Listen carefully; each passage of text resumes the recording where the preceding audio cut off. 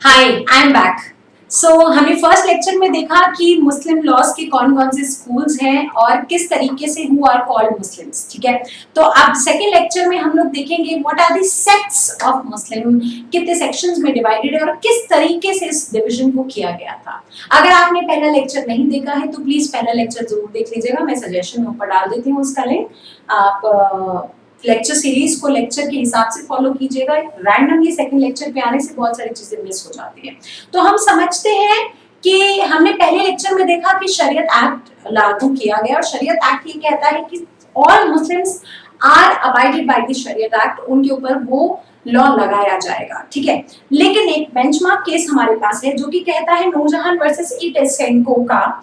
वो बोल रहा है, उसने ये कहा कि शरीयत एक्ट जो है वो सिर्फ तभी लगेगा जब दोनों पार्टी मुसलमान होंगी, जब दोनों पार्टी मुस्लिम होंगी। यदि दोनों पार्टी में से एक भी पार्टी मुस्लिम नहीं है तो शरीयत एक्ट नहीं लगेगा। वेरी सिंपल, वेरी ऑब्वियस सी बात है। ये तो पढ़ते हैं क्या बोला।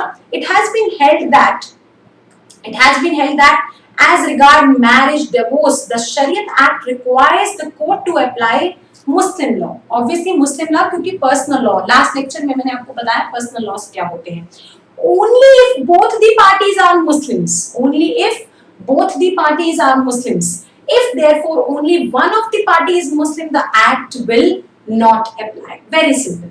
Now let's understand that कौन से स्कूल हैं, कौन कौन से स्कूल हैं मुस्लिम लॉ के। देखिए बड़ा इंपॉर्टेंट क्वेश्चन है, अक्सर पूछ लेता है।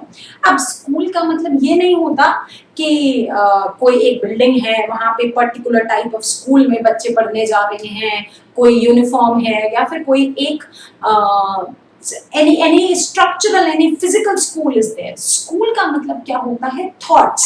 स्कूल का मतलब क्या होता है, डिविजन। स्कूल का मतलब होता है कि एक विश्वास रखने वाले लोग, एक तरीका समझने वाले, किसी एक पर्टिकुलर चीज को मानने वाले लोग, तो इसका डिवीजन किया गया है मुस्लिम लॉ में। अब हम जरा इसके थोड़े बैकग्राउंड में जाते हैं। आई एम वेरी श्योर कि आपने सुना होगा there are two kinds of school, Shias और सुन्नी। ठीक है, अब हम जरा इसके बैकग्राउंड में जाते हैं कि ये शिया और सुन्नी बने कैसे और इनका मतलब क्या है। तो देखिए पहले ये समझते हैं, जब कभी भी हम पर्सनल लॉज की बात करते हैं तो मेजरली दो तरीके पे होता है जो चीजों का डिवीजन किया जाता है। एक जिसको हम कहेंगे फेथ और एक जिसको हम कहेंगे लॉ।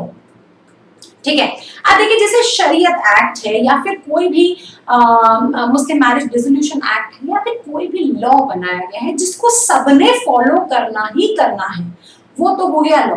लेकिन फेथ क्या होता है, फेथ का मतलब है फेथ कुड वेरी। फेथ का मतलब कि हम सब उनको मानते हैं। तो जरा एक बात समझिए कि फेथ का मतलब है इन शॉर्ट कि जितनी भी मुस्लिम कम्युनिटी है वो सब ये मानती है that yes there was prophet Mohammad, yes the source of Islam is Quran. ठीक है, सब मान, लेकिन हो सकता है कि उनके अपने लॉज अलग हो, कोई किसी हिसाब से अपने ट्रेडिशंस को, कल्चर को फॉलो करता हो और कोई किसी हिसाब से फॉलो करता हो। ठीक है, अब इसके पीछे की एक छोटी सी हिस्टोरिकल कहानी है जिससे कि आपको ये बात हमेशा याद रहेगी कि शिया और सुन्नी का जन्म कैसे हुआ, किस तरीके से वो लोग बने। तो आप ये मानिए कि जब प्रॉफिट मोहम्मद थे उस जमाने में, तो मैंने आपको बताया लास्ट लेक्चर में भी कि हदीस, कुरान, ये सारी चीजें बनी। ठीक है, तो उनके बाद जब कभी भी कोई एक लीडर होता है किसी कम्युनिटी का तो ऑब्वियसली उसके बाद उसका सक्सेसर आता है। तो प्रॉफिट मोहम्मद के बाद बात हुई कि भैया उनके सक्सेसर कौन बनेंगे। तो एज सच कोई डिसाइड नहीं हुआ था कि उनके बाद कौन सक्सेसर बनेंगे। तो there were four people who were in line, there were four people जिनको बनाया गया, बार बार बनाया गया। तो जैसे पहले बने अबू बकर, फिर बने हमारे उमर, फिर उस्मान और फिर बने अली। ठीक है, अब ये जो थे अबू बकर जो थे वो प्रॉफिट मोहम्मद के बहुत अच्छे दोस्त भी थे, बहुत अच्छे दोस्त भी थे। इवन अबू बकर की जो बेटी थी उनकी शादी भी प्रॉफिट मोहम्मद से हुई थी। तो ऐसा माना जा रहा था कि इनको ही, क्योंकि बहुत अच्छे दोस्त हैं, इनको ही सक्सेसर बनना चाहिए। तो ये सक्सेसर बन भी गए। लेकिन बहुत सारे ऐसे लोग थे जिनका ये मानना था कि अली जो है, अली जो कि प्रॉफिट मोहम्मद के दामाद थे, जिनकी शादी मोहम्मद प्रॉफिट की बेटी से हुई थी, उनको उनको ये गद्दी मिलनी चाहिए, लेकिन उनका नंबर आया चौथे नंबर पे। तो बहुत सारे लोग उस बात से नाराज थे कि नहीं, ऐसा नहीं होना चाहिए, ठीक है। तो अब क्या हुआ कि जब कभी भी कोई थॉट प्रोसेस का, कभी कोई आइडियोलॉजीज का डिफरेंस आना शुरू हो जाता है, तो ऑब्वियसली सोसाइटी बढ़ जाती है। पॉलिटिकल गेम है पूरा, तो सोसाइटी बढ़ जाती है। तो इस बात को लेकर कि अबू बकर जो कहेंगे हम वो नहीं मानेंगे, जो अली कहेंगे हम वही मानेंगे, जो कुछ भी अली के यहाँ से डिराइव होगा हम वही मानेंगे, ठीक है।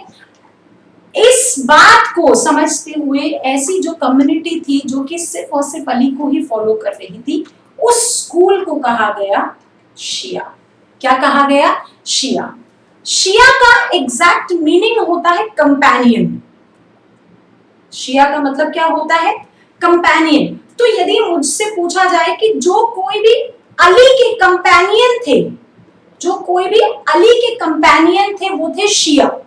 और इसके अलावा जो कोई भी लोग नॉर्मली इमाम्स को फॉलो कर रहे थे, चीजों को फॉलो कर रहे थे, वो थे कौन? सुन्नी, ठीक है।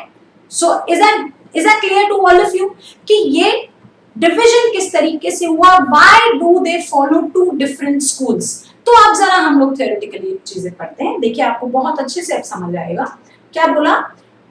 The Sunnis base their doctrine on the eternity of the tradition and regard of the decision of imam, है ना? मैंने अभी कहा कि इमाम का मतलब क्या होता है? Islamic leadership position. जो भी लीडर होगा उन्होंने जो कहा है उसको फॉलो करेंगे, वो हो गए सुन्नी।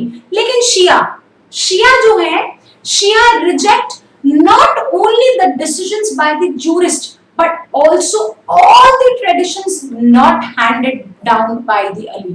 वो कहते हैं कि अली ने ये नहीं लिखा तो हम कुछ भी फॉलो नहीं करेंगे, हम सिर्फ और सिर्फ वही बात फॉलो करेंगे जो अली ने कही है, ठीक है। तो those are called Shias। इसके अलावा they are called शियाती अली और फैक्शन ऑफ अली, इसलिए उनको ये भी कहा जाता है कंपेनियन ऑफ अली, क्योंकि वो सिर्फ और सिर्फ उन्हीं की बात को मानते हैं। तो ये दो सेक्ट्स हैं जो बहुत बहुत इंपॉर्टेंट है, पूछे जाते हैं। अब इनके भी आगे स्कूल्स हैं, इनके भी आगे और सब सेक्ट्स हैं जो कि डिवीजन में आए थे। जैसे कि अगर हम सुन्नीस की बात करते हैं तो मेजरली चार मेजर स्कूल्स हैं सुन्नी के, जैसे हैफी, शैफी और मलिकी और हनबली, ठीक है। अब हनाफी जो है, हनाफी आपको मेजरली कहाँ पे मिलता है? Hanafi majority Muslim in India जो है हनाफी फॉलो करते हैं। उसके बाद शैफी जो है वो सदर्न इंडिया में फॉलो किया जाता है, अरब में भी फॉलो किया जाता है। क्या है ये? क्या एक तरीके के प्रैक्टिसेस हैं, एक तरीके से अलग अलग रिवाज बताए हुए हैं, अलग अलग तरीके हैं। जैसे आप हिंदुओं में भी जाए, सब मानते तो एक ही भगवान को है, लेकिन फिर भी अपने अपने तरीके हैं उन चीजों को फॉलो करने के। हो सकता है कि बनियों में कुछ और हो रहा हो, जैनियों में कुछ और हो रहा हो, पंजाबियों में कुछ और हो रहा। सिंपली एक कम्युनिटी है जो कि उस विश्वास को फॉलो करती है, लेकिन सबका फेथ एक है एंड बट उनके लॉज अलग अलग है, ठीक है। सिमिलरली शियाज में अगर हम बात करें तो इस्माइलिया और इथाना अशारी जो है जो फॉलो किया जाता है। इस्माइली के अंदर जो बहुत छोटा ग्रुप है, और मेजरली जो शियाज हैं वो गवर्न किए जाते हैं इथाना अशारी से। बहुत सिंपल है, ये वर्ड्स हैं जो आपको याद रखने हैं। कंसेप्ट की क्लैरिटी पे ध्यान दीजिए। कंसेप्ट अगर आपको स्टोरी के हिसाब से समझ आ गया तो आप काफी सारी चीजों को समझ लेंगे, अच्छे से लिख पाएंगे अपने सेमेस्टर्स में।